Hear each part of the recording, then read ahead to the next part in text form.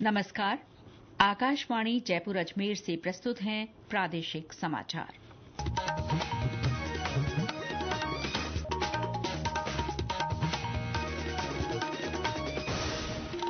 मुख्य समाचार।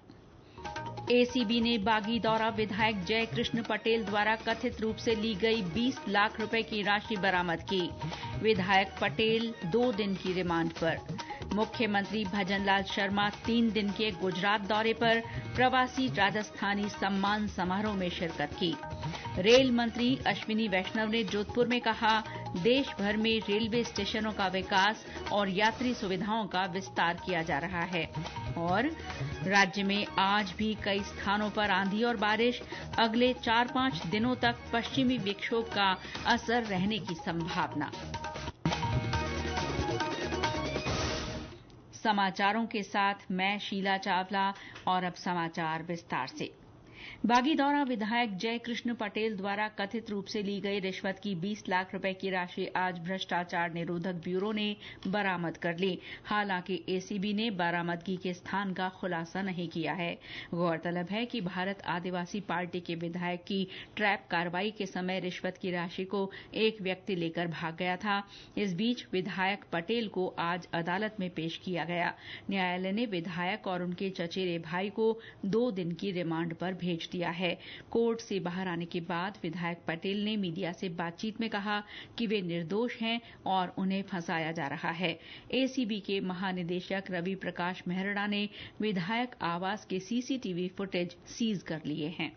श्री जय कृष्ण पटेल बागीदौरा बांसवाड़ा के विधायक हैं। उनको एसीबी टीम ने 20 लाख रुपए लेते हुए ट्रैप किया है। हमारे पास परिवादी रविंदर सिंह जो कि पूर्वी राजस्थान के हैं, उनकी माइंस हैं। इन माइंस के बारे में एमएलए साहब ने कोई प्रश्न लगाए हैं विधानसभा में। जो प्रश्न लगाए उस एवज में इनको अप्रोच किया एमएलए साहब ने। ये सारी जो डील थी वो करीब 2.5 करोड़ में हुई थी परिवादी और एमएलए साहब के बीच में। ये हुआ था कि भाई टुकड़ों में 20-20, 30-30 लाख दिए जाएंगे और उसके बाद ये प्रश्न जो लगाए गए हैं विधानसभा में उनको वो विड्रॉ कर लेंगे। ऑडियो और वीडियो एसीबी के डिवाइसेस में सब कुछ रिकॉर्डेड है।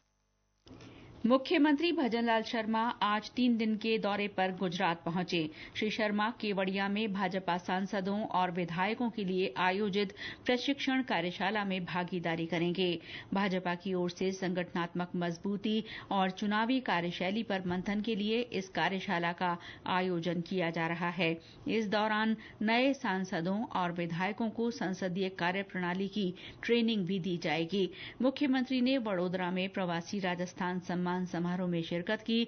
इस मौके पर अपने संबोधन में श्री शर्मा ने राजस्थान और गुजरात के संबंधों की मजबूती के लिए किए जा रहे प्रयासों की जानकारी दी।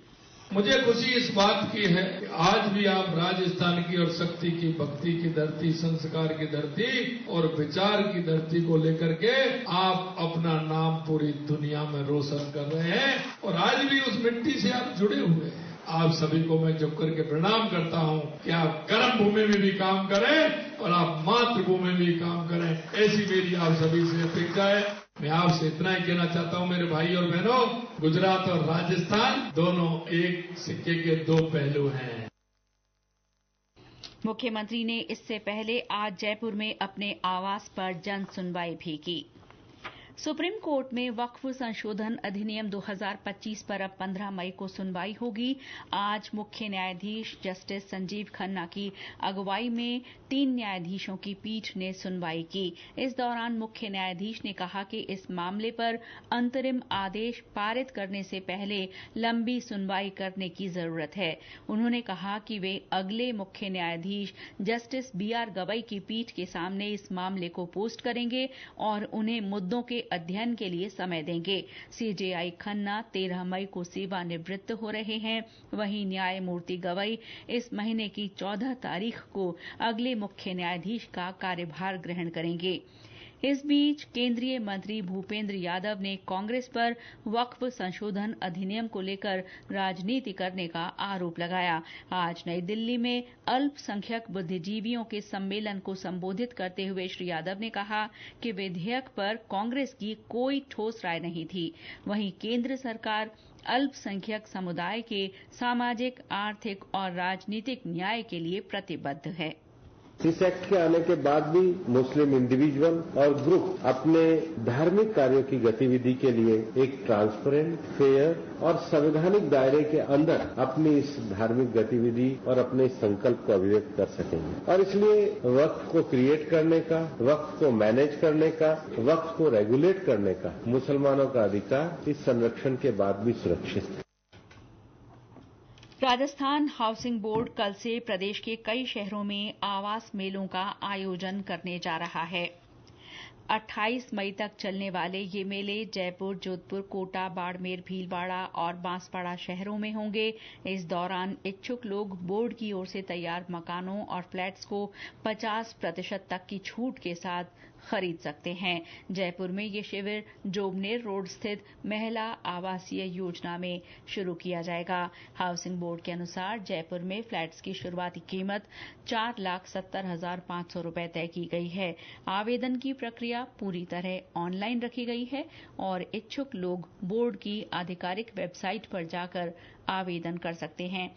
संपत्तियों का आवंटन ई नीलामी के जरिए किया जाएगा। ये समाचार आकाशवाणी जयपुर अजमेर से प्रसारित किए जा रहे हैं।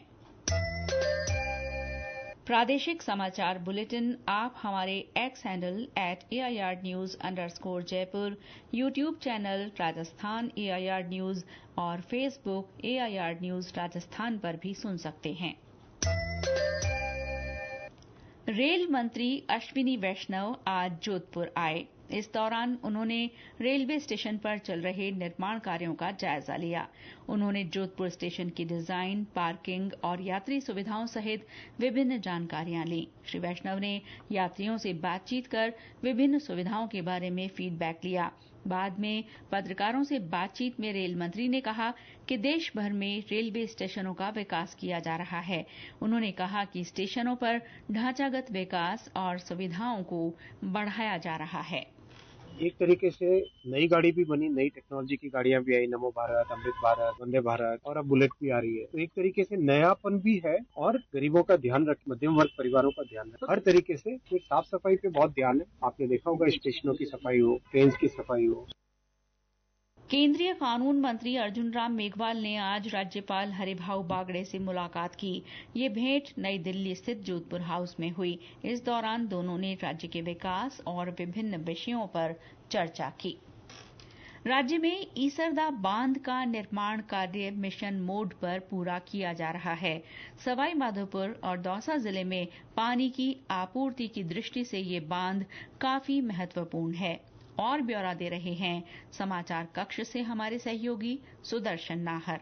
ईसरदा बांध टोंक जिले की उनियारा तहसील में बनास नदी पर बनाया जा रहा है। इसका निर्माण 2 चरणों में किया जा रहा है। बांध का एक हिस्सा सवाई माधोपुर के ईसरदा और दूसरा हिस्सा टोंक के बनेठा गांव में है। इस मानसून में बांध में पानी आने से 1000 से ज्यादा गांवों और 6 शहरों को पेयजल मिल सकेगा। ये परियोजना जल संकट समाधान के साथ ही बिसलपुर बांध के अधिशेष पानी और बनास नदी के बारिश के जल का भी कुशल प्रबंधन सुनिश्चित करेगी। वहीं आने वाले समय में इस बांध से राम जल सेतु लिंक परियोजना यानी संशोधित PKC ERCP के तहत जयपुर के रामगढ़ बांध को भी भरा जाएगा।